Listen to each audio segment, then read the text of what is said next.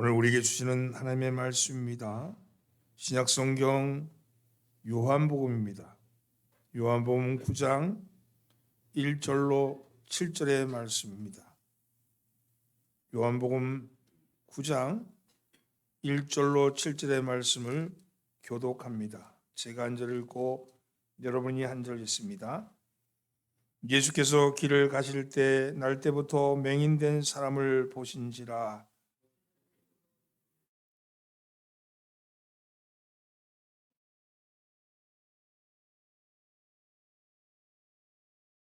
예수께서 대답하시되 이 사람이나 그 부모의 죄로 인한 것이 아니라 그에게서 하나님이 하시는 일을 나타내고자 하심이라.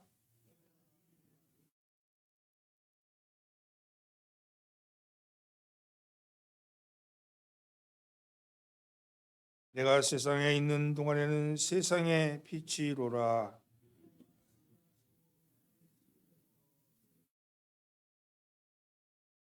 예, 이르시되 실로암 못에 가서 씻으라 하시니 실로암은 번역하면 보냄을 받았다는 뜻이라.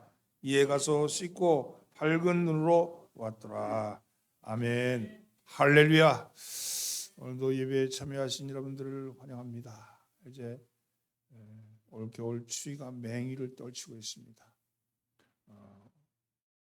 바깥도 춥고 안도 춥고 다 추운 이 시기에 오직 빛 대신 주님을 바라보며 여러분 마음속에 주님의 보혈을 담으시는 여러분 되기를 바랍니다. 옆에 있는 사람 인사 나누시면서 잘 나오셨습니다.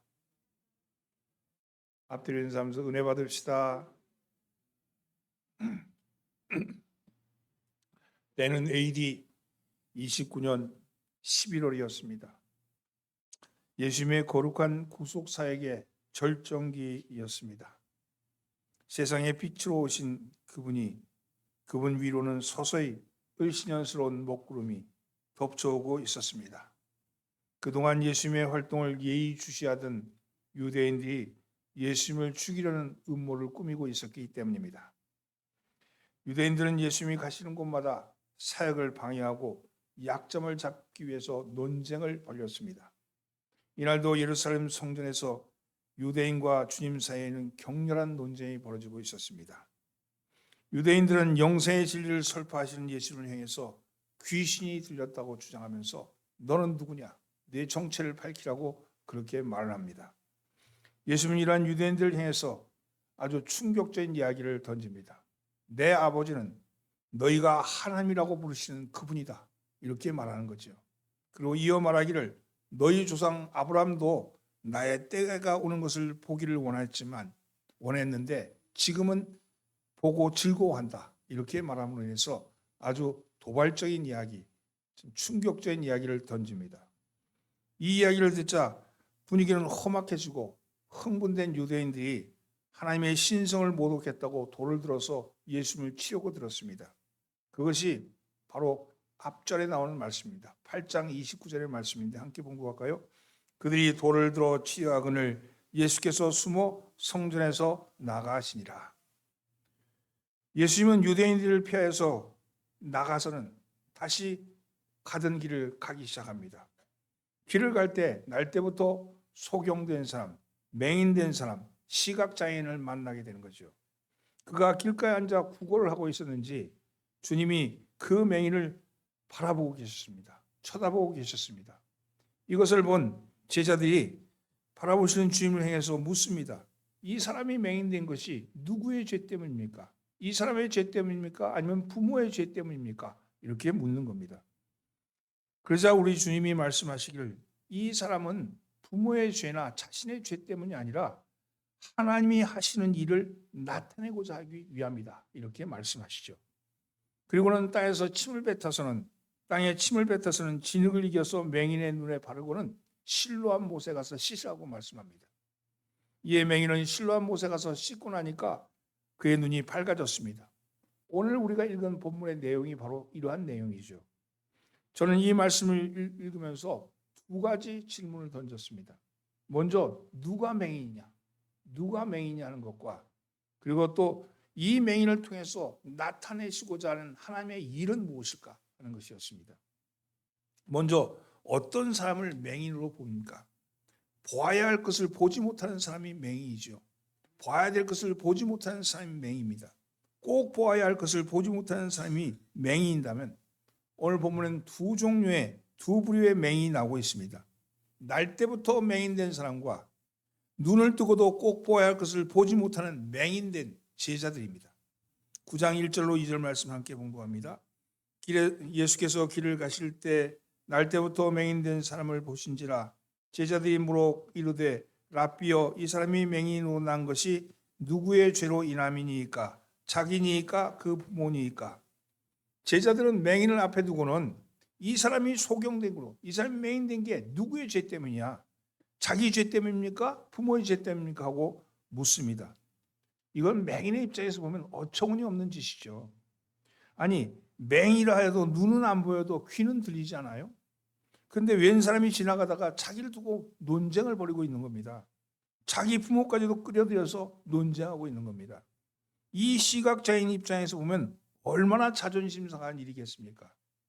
예수님의 제자들은 전혀 이 시각장애인, 맹인의 입장 고려하지 않고 그렇게 말하고 있는 겁니다. 이것이 바로 바리새인적인 관념입니다. 교만인 거죠. 언어폭력인 거죠. 자기들이 뭔데 눈 먼 것도 억울한데 맹인된 것도 억울한데 내 죄 때문이냐 내 부모 죄 때문이냐 하고 그렇게 묻는 것 아닙니까? 예수님께서 오셔서 3년 동안이나 제자들에게 몸소 보여준 사랑의 실천은 그저 쇠귀의 경일기란 말입니까? 여러분 주님은 이렇게 언어폭력을 휘두른 제자들에게 분명히 말씀하셨습니다. 이 말씀은 제자들의 참남한 말을 듣고 있는 시각장애인, 맹인도 들으라고 하신 말씀입니다. 9절입니다. 함께 읽습니다. 예수께서 대답하시되 이 사람이나 그 부모가 죄를 범한 것이 아니라 그에게서 하나님이 하신 일을 나타내고자 하심이니라. 이 사람이라고 지칭한 것은 분명히 옆에 듣고 있는 맹인을 두고 한 얘기죠.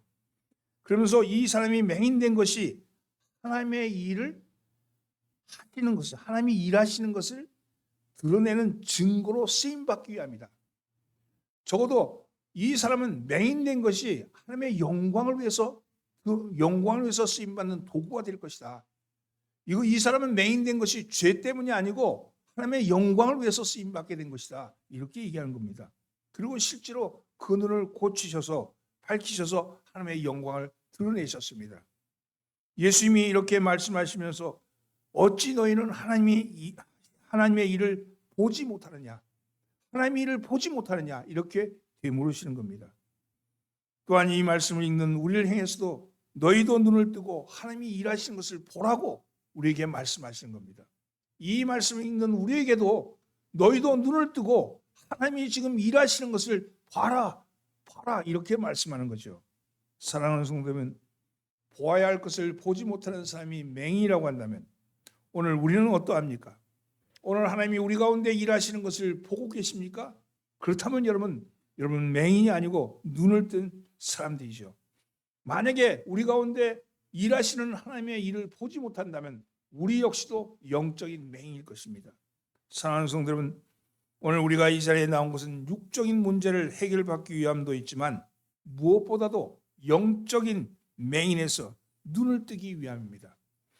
여러분, 영적인 눈을 뜨기 위해서 이 자리에 우리는 나온 것이죠. 보지 못하는 것을 보기 위해서 나온 것 아닙니까? 여러분, 그렇다면 어떻게 해야지 우리의 눈이 뜰 수 있을까? 우리의 영적인 눈이 어떻게 하면 뜰 수 있을까? 오늘 본문에서는 이 말씀을 하고 있는 겁니다. 첫째는 따라해보세요. 편견을 버려라. 편견을 버려야 합니다. 과거에 매여 있는 사고 체계를 바꿔야 합니다. 과거에 매여 있는 사고 체계를 버리셔야 합니다. 왜 제자들이 이 사람이 맹인된 것이 누구의 죄로 임했냐고, 자기 죄냐 부모 죄냐 이렇게 왜 물었겠습니까? 그건요, 그때 그 당시 이스라엘 사람들의 문화적 종교적 편견으로 말미암은 것이죠. 그들의 문화적 종교적 편견은 모든 고난과 질병은 죄 때문에 온다고 그렇게 여겼기 때문입니다. 그래서 제자들이 이 맹인된 사람을 보면서 이 사람의 처지나 형편, 이 사람의 아픔은 공감하지 아니하고 이 사람이 이 사람은 죄 때문에 맹인된 거라고 단정한 후에 누구 죄 때문이냐고 묻고 있는 겁니다. 여러분, 이러한 물음은 당시에 랍비들이 흔히 묻던 물음이었기 때문입니다. 이건 과거에 가지고 있던 체계, 과거의 사고, 과거의 관념, 그것이 그들을 지배했기 때문에 거기서 한치도 벗어날 수 없었던 거죠. 그러나 이러한 종교적 편견은 때로 하나님이 일하시는 것을 보지 못하게 하는 우를 범하기 쉽습니다. 현재의 불행이나 질병을 과거의 행위의 결과 때문이라고 판단한다면 그러한 사고는 지극히 과거 지향적일 수밖에 없습니다. 오늘을 살아가면서 과거의 끈에 매여 사는 거죠. 과거 때문에 오늘을 그냥 허비하고 사는 겁니다. 오늘의 불행이 과거로부터 기인한 것은 분명하지만 그렇다고 해서 내일까지도 과거에 매여들 수는 없지 않겠습니까? 오늘 시험을 못 본 것은 어제 놀았기 때문이에요. 그러나 그렇다고 해서 내일도 시험을 못 보라는 법은 없잖아요. 오늘은 비록 시험을 못 봤지만 오늘 열심히 공부하면 내일은 분명히 잘 볼 수 있는 것 아니겠습니까? 어제는 어제 일이고 오늘이 중요합니다. 오늘이 중요하죠. 우리 주님은 과거를 묻지 않으신 분입니다. 주님은 부활하신 후에 베드로를 불러서 너는 왜 나를 3번씩이나 부인했냐? 이렇게 따져 묻지 않았습니다. 탕자에 비해서 아버지가 탕자에게 어디서 돈을 허비했느냐고 따지지도 않았습니다. 가늠하고 온 여인에게 그 여인에게 어떤 남자랑 어떤 관계를 맺냐고 그렇게 충고하지도 않았습니다. 여러분, 과거가 중요하긴 하지만 그보다 더 중요한 것은 미래입니다. 자신을 과거에 메어두지 마십시오. 오늘 하나님이 하신 일을 보라는 겁니다. 오늘 하나님이 하신 일을 보라는 겁니다. 어제까지는 안 되었어도, 어제까지는 안 풀렸어도 오늘 하면 됩니다. 오늘 하면 됩니다. 오늘 하나님이 일을 행하십니다. 하나님은 예레미야에게 자신을 소개하기를 이 일을 행하시는 여호와, 그것을 만들어 성취하는 여호와, 그 이름을 여호와라 이렇게 말씀하셨어요. 나는 이 일을 행하는 사람이다. 나는 이 일을 만들어서 성취하는 사람이다. 나는 그러한 존재다. 그렇게 말씀하는 거죠. 오늘 우리의 하나님은 어제의 하나님, 과거의 하나님이 아닙니다. 오늘 우리의 하나님은 오늘의 하나님이요, 현재의 하나님이요, 지금 일하시는 하나님이십니다. 사람은 외모를 보고 판단을 하지만 하나님은 외모를 보지 아니하시는 분이라고 말씀하셨습니다. 사울 왕을 대신할 왕의 제목을 찾는 사무엘을 행해서 말하기를 여호와께서 사무엘에게 이르시되 그의 용모와 키를 보지 말라. 내가 이미 그를 보렸노라. 내가 보는 것은 사람과 같지 아니하니 사람은 외모를 보거니와 나 여호와는 중심을 보느니라. 하나님은 외모를 보지 아니하시고 하나님은 밖을 보지 아니하시고 하나님은 중심을 보신다고, 보이는 것을 보지 아니하시고 보이지 않는 것을 보시는 분이라고 말씀합니다. 신약성경 야고보서에도 내 형제들아 영광의 주 곧 우리 주 예수 그리스도를 믿는 믿음을 너희가 받았으니 사람을 외모로 취하지 말라 이렇게 말씀합니다. 사랑하는 성도 여러분, 우리가 그렇다고 믿는 것 중에 대부분의 것은 우리가 단지 그렇다고 생각할 뿐이지 실제로 그렇지 않은 경우가 더 많다는 것을 알아야 합니다. 같은 시간 같은 경험을 했다 해서 하여도 세월이 흐르고 나면 서로 다른 이야기를 하는 걸 봅니다. 똑같은 날 똑같은 경험을 했는데 시간이 지나고 나면 다른 얘기를 하는 거예요. 자기의 경험을 덧붙이든지 자기의 생각을 빼든지 더하든지 아니면 바꾸든지 꼬우든지 자기의 생각대로 만들어서 말을 하기 쉽다는 거죠. 여러분, 그렇습니다. 내가 지금 눈에 보았다 해서 그게 진리는 아니에요. 보았다 그래서 그것이 나의 관점이지 모든 사람의 관점이 될 수 없다는 겁니다. 사랑하는 성도는 편견을 버리셔야 합니다. 그래야지 영적인 눈이 뜨입니다. 저 사람은 이럴 것이다. 저 사람은 저럴 것이다. 그럴 것이다를 먼저 버리지 아니하시면 그 사람의 진실, 그 사람의 진심을 볼 수 없다는 겁니다. 영의 눈이 뜨여야 하나님이 오늘 우리 가운데 하시는 일을 볼 수 있습니다. 하나님은 지금도 일하시고 지금도 우리 가운데 일하고 계십니다. 그런데 그 일하는 것을 내 생각으로 막지 말고 하나님의 일하시는 것을 보는 눈이 열리기를 예수님으로 축원합니다. 그래서 주님, 제 눈이 아니라 주님의 눈으로 보기를 합니다. 여러분 주님의 눈으로 바라보시는 여러분 되기를 예수님으로 축원합니다. 눈이 뜨기 위해서는 그럼 어떻게 해야 되는가? 따라해보세요. 빛 가운데 있어야 합니다. 4절과 5절 말씀 함께 봉독합니다. 때가 아직 낮음에 나를 보내신 이의 일을 우리가 하여야 하리라. 밤이 오리니 그때는 아무도 일할 수 없느니라. 내가 세상에 있는 동안에는 세상의 빛이로라. 시력이 정상이라 하여도 보기 위해서는 빛이 있어야 합니다. 빛을 통해서만이 사물을 볼 수 있기 때문입니다. 빛이 없다면 아무리 눈이 좋아도 볼 수 없을 겁니다. 따라서 우리가 무엇을 보기를 원한다면 빛 가운데 있어야 합니다. 빛이 없는 상태를 어둠이라 그러죠. 어둠 가운데는 아무 일도 할 수 없습니다. 일하기 위해서는 빛이 있어야 합니다.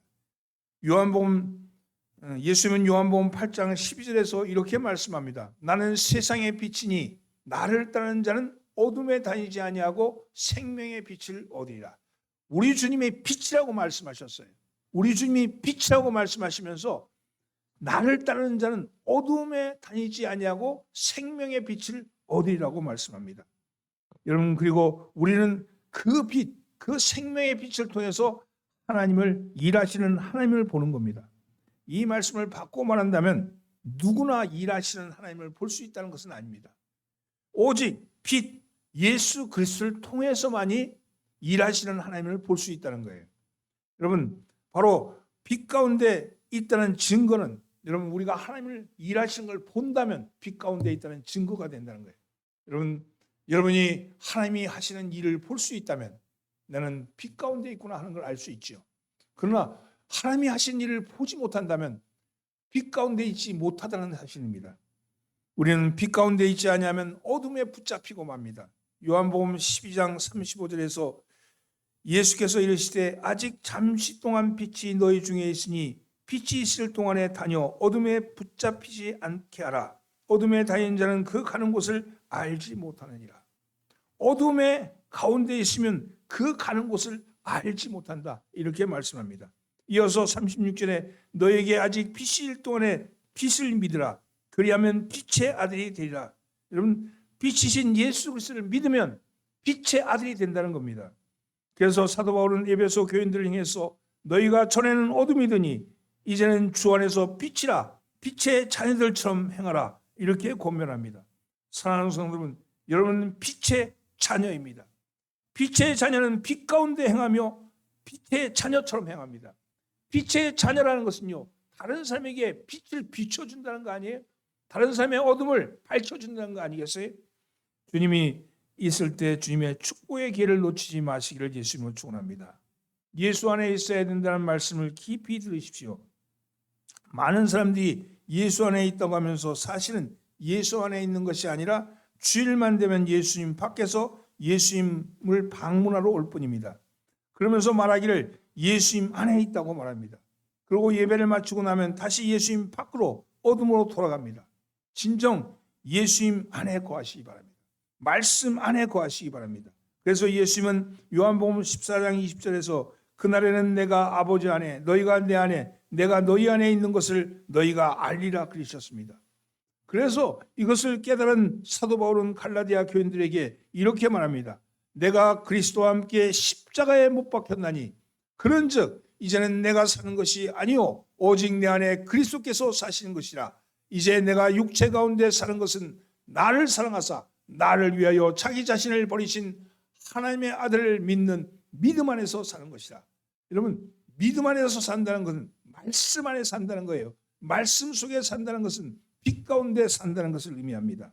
사랑하는 성도 여러분, 빛이 되시는 예수님 안에 거하십시오. 그리하시면 여러분 안에 어둠이 사라지고 여러분의 빛의 자녀인 것이 드러나게 될 줄 믿습니다. 빛의 자녀의 모습이 드러나기를 예수님으로 축원합니다. 옆에 있는 사람 인사하면서 당신은 빛의 자녀이십니다.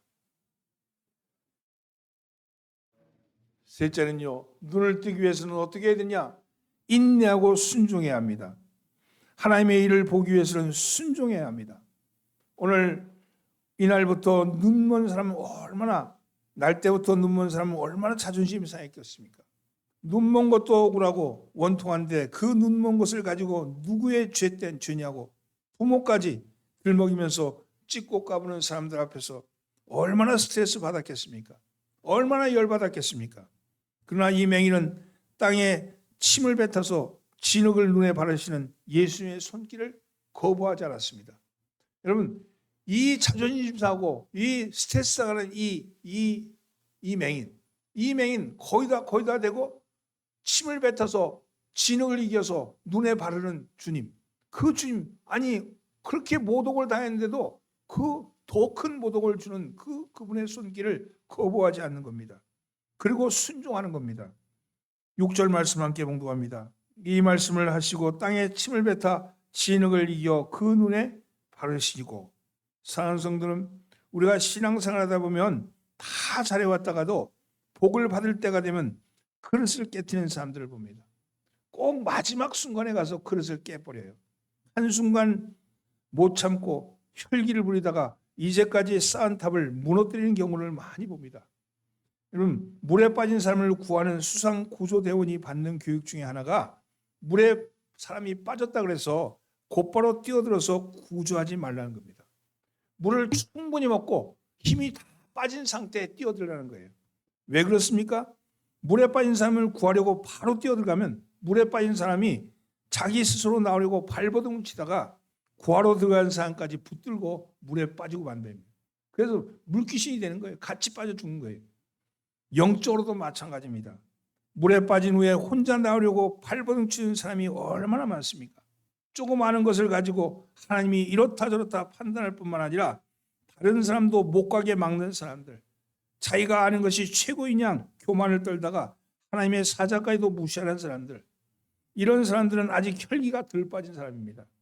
이런 사람은 쉬어 빠진 떡덩이 하나만 가지고 있어도 하늘에 오는 만나를 거들떠 보지도 않는 사람입니다. 하나님은 이러한 혈기가 빠지시기를 기다립니다.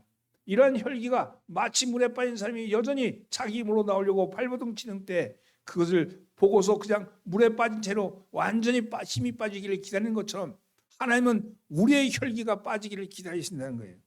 이런 혈기, 이런 이런 자기의식이 하나님의 의지에 의해서 부서져야 비로소 그 무너진 터전 위에 하나님은 하늘의 맨션을 지으신다는 거예요. 오늘 사랑하는 성도는 주님은 자신에게 자신을 맡기고 있는 맹인을 향해서 실로암 못에 가서 씻으라고 말씀하십니다. 7절 말씀입니다. 함께 봉독합니다. 이르시되 실로암 못에 가서 씻으라 하시니 실로암은 번역하면 보냄을 받았다는 뜻이라. 이에 가서 씻고 밝은 눈이 눈으로 왔더라. 맹인은 주님의 말씀에 순종했습니다. 왜요? 왜 그래요? 이렇게 토를 다지 않았다는 겁니다. 하나님은 기적을 일으키시기 전에 꼭 순종을 보십니다. 계산적인 헌신이 아부라고 한다면 비계산적인 헌신을 순종이라 그럽니다. 지금 그 뜻을 내가 이해하지 못했다 해도 주님이 말씀하시니 내가 듣겠습니다. 지금 그 상황이 나한테 전혀 맞지 않은 상황인데 그럼에도 불구하고 주님이 말씀하니 내가 듣겠습니다 하는 것이 바로 순종입니다. 여러분, 베드로가 그랬습니다. 깊은 곳에 그물을 내려라 하시는 말씀에 순종했습니다. 상식적으로 맞지 않는데도 불구하고 주님이 말씀하시니까 내가 하겠나이다 그랬습니다. 그러자 그를 주님이 제자로 발탁한 겁니다. 베드로가 얼마나 수많은 결점이 많습니까? 그럼에도 불구하고 단 하나 주님 앞에 순종하는 그것을 본 것이죠. 아브라함이 그러지 않았습니까? 아들을 바치라는 주님의 그 말씀에 내가 이해하지 못한다 할지라도 주님의 말씀에 순종했습니다. 여러분, 순종은 영적인 눈을 뜨게 하는 원리입니다. 저는 하나님이 순종하지 않은 사람을 쓰는 것을 본 적이 없고 또 순종하는 사람에게 복을 보지 않은 것을 들은 적이 없습니다. 여러분, 두 명의 종이 있다고 칩시다. 한 사람은 똑똑한 종이에요. 또 한 사람은 순종하는 종입니다. 말을 잘 듣는 종입니다. 여러분, 어떤 종을 더 사랑하겠습니까? 말을 잘 듣는 종이에요. 아무리 똑똑해도 말을 안 들으면 소용이 없는 거예요. 말 잘 듣는 종이 말 잘 듣는 종이 상받는 종입니다. 순종은 하나님이 닫은 모든 문을 여는 열쇠입니다. 믿음의 선조 아브라함이 보여준 것이 바로 순종의 믿음이었습니다. 사랑하는 성도는 하나님이 일하시는 것을 보시기를 원하십니까? 순종하십시오. 영적인 눈이 뜨이면 고난 중에도 영광을 볼 수 있게 되며 환난 중에도 하나님의 미소를 보게 됩니다.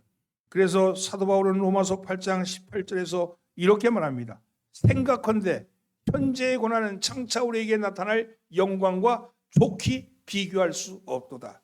그렇습니다. 순종하면 주님이 하시는 일을 보게 되는 영적인 시력이 회복될 줄 믿습니다. 사랑하는 성도는 여러분의 영적인 눈이 회복되기를 바랍니다. 오늘 이 맹인의 눈이 뜬 것처럼 우리의 눈도 뜨어져서 영적인 시력이 회복되어서 눈에 보이지 않는 모든 것이 보여지게 되고 우리의 이성으로 깨닫지 못하는 것이 깨닫게 되고 우리가 알지 못하는 것이 알아지는 역사가 나타나길 바랍니다. 여러분의 삶의 자리에서 막혀있는 부분들, 도무지 이해할 수 없는 부분들이 있다면 그것은 다시 한번 여러분 마음을 내려놓고 다시 한번 뒤집어서 생각해 보시기 바랍니다. 뒤집어서 생각해 보면 여러분 그 눈이 열려지게 될 줄 믿습니다. 말씀을 정리합니다. 하나님이 일하신 것을 보지 못한다면 우리는 영적인 맹인입니다. 영적인 맹인이 눈을 뜨기 위해서는 어떻게 해야 합니까? 편견을 버려야 합니다. 빛 가운데 말씀 가운데 행하셔야 합니다. 말씀 가운데 있어야 합니다. 그리고 인내하시고 순종하셔야 합니다. 순종은 닫힌 문을 여는 만능 키입니다. 여러분, 여러분의 신앙이 눈이 뜨인 신앙으로 2025년도에는 그러한 눈이 뜨인 신앙으로 살아가시기를 예수님으로 축원합니다. 기도합니다. 주님, 날 때부터 맹인된 자가 주님을 만나서 고침을 받았습니다. 주님이 빛이시기 때문입니다. 우리는 영적인 맹인들입니다. 주님을 만나 고침받기를 원합니다. 주님, 과거에 매여 있는 고정관념과 편견을 버리게 하여 주시고 빛이신 예수님 안에 거하게 하여 주옵시며 주님, 인내하고 순종하게 하여 주시옵소서. 그래서 우리의 눈이 뜨여서 세상을 새롭게 바라볼 수 있게끔, 관계를 새롭게 연결될 수 있게끔 은혜 베풀어 주시옵소서. 우리를 권하신 예수님의 이름으로 기도합니다. 아멘.